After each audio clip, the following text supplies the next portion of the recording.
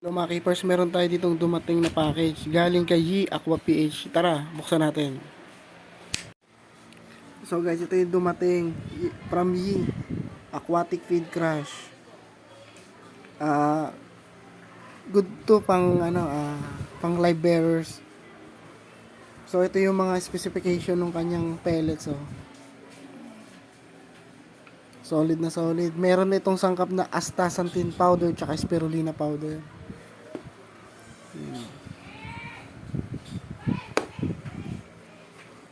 So tara guys, samahan niyo ako buksan. Yun, ah. Naka-sealed pa. Yun, oh. Ganyan, naka-sealed pa. Aquatic Feed Crush galing kay Yi Aqua PH. Yun siya guys. Yan, oh. Kung makikita nyo yung texture yung pellet, saktong-sakto to sa mga live bearers kagaya ng gapi, beta, mga molly. Ayos na ayos to. Tapos yung amoy niya,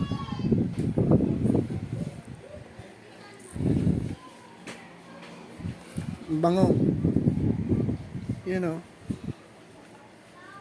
mga main ingredients nito is spirulina, astaxanthin powder, good for coloration, you know.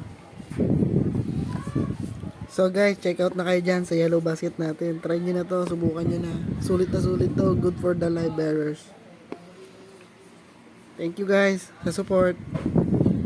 Thank you.